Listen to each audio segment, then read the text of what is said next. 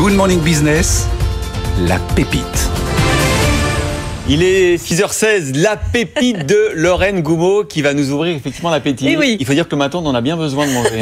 Donc voilà, d'ailleurs les paquets, je pense qu'ils vont pas rester fermés très longtemps. Du sucre avec Ray Bentari, le cofondateur de Papépi, une société qui, pour ceux qui nous suivent à la radio, fabrique, innove des petits biscuits en forme de rond, en forme de billes. Et c'est une histoire d'entrepreneur assez folle, puisque vous n'êtes pas entrepreneur à la base. Vous et votre femme, vous êtes dans les métiers de la santé, vous êtes infirmier. Et vous vous êtes lancé juste avant le Covid. Et racontez-nous rapidement l'histoire. Deux infirmiers qui se rencontrent, on décide tous les deux de faire le tour du monde. Avant, je suis cuisinier, elle est pâtissière. On cuisine pâtisserie avec plein de gens autour de la planète qui nous apprennent des recettes originales de leur pays. On revient il y a 3 ans quand on a notre première fille. Un copain nous dit pour son mariage, faites-nous un truc original. On y pense, on se dit mais pendant les mariages, il faut des trucs qui se mangent facilement en snacking. On fait la bille de biscuit. Ce qui est fou, c'est que personne ne savait faire de bille de biscuit. On n'a pas de concurrence en rayon. Et il a fallu qu'on monte des machines. On a monté les premières machines en essayant de trouver des banques et des financements. Il y a le Crédit Agricole des Savoies qui nous a fait confiance, mais il nous manquait plus de cash. On a dû vendre notre maison pour pouvoir créer les premières lignes de production. Et actuellement, on a été repéré par Franprix très rapidement et ils nous ont mis au début une poussée dans 150 magasins, ce qui était fou pour nous en 4 mois d'existence. Et malheureusement, Covid est venu et on a eu un ralentissement, mais on a rebondi.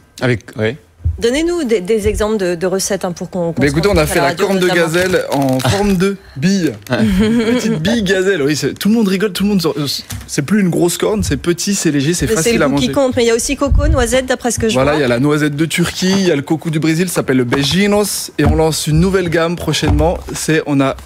On prend des recettes de cuisine, on les miniaturise en forme de billes et c'est à 90% à base de légumes. Tout le reste, c'est sans colorant, sans additifs, sans conservateur. Je vous souhaite un succès aussi important que celui de Michel et Augustin. Ça ressemble un peu au début de l'histoire. Vous dites que vous avez été freiné dans votre développement, évidemment, par le Covid et le confinement. Comment vous avez rebondi, justement ? Comme on est aussi infirmier, quand il y a eu le Covid, on a été obligé de remettre la blouse blanche et aller au front pour aider les Français à dépasser cette crise. Et malheureusement, il est passé ce qui devait se passer. On était au premier plan, j'ai attrapé la Covid en quarantaine, la boîte qui fonctionne plus, le chiffre d'affaires à 0, les magasins qui commandent plus, impossible d'aller démarcher. Et là, j'ai rencontré Alain et Maëlys qui m'ont aidé à faire la refonte du site. Et on a fait vraiment un bon site qui a fait exploser par 10 les chiffres. Par 10, x10 x10, on a fait x10 en une semaine. Alors, il faut le dire, Raybet, vous êtes savoyard avec votre femme et vous avez, en Savoie, bénéficié d'un écosystème qui vous a permis d'innover parce que ces biscuits en forme de bille, vous le disiez, c'est pas facile à fabriquer et vous avez breveté carrément votre système de production. Comment vous avez fait et comment vous avez financé tout ce projet ? Comme je dis, financement, les banques, Crédit Agricole nous suit au début. On a Laurent Wauquiez qui nous a découvert et il nous a donné vraiment un vrai coup de pouce. Et on le remercie encore aujourd'hui. C'est vrai que les régions, elles sont très moteurs sur le plan économique. On a un super président de région, franchement, il est derrière nous, il est là à nous soutenir. Et il manquait du cash. On a été obligé vraiment, c'est vraiment l'acte qui nous a mis dedans. Et aujourd'hui, on est voué à réussir parce qu'on a vendu notre maison et il faut absolument qu'on arrive à la récupérer. Et nous, on est super contents parce que grâce à papépi.com, on vend aux consommateurs et les consommateurs reviennent vers nous en faisant un retour en disant mais c'est génial ce que vous faites. C'est surtout un lien qui s'est créé parce que on raconte un peu nos déboires et ils sont toujours là à nous soutenir, à nous dire allez-y. Donc il faut vraiment dire merci aux consommateurs qui sont là derrière nous, quoi.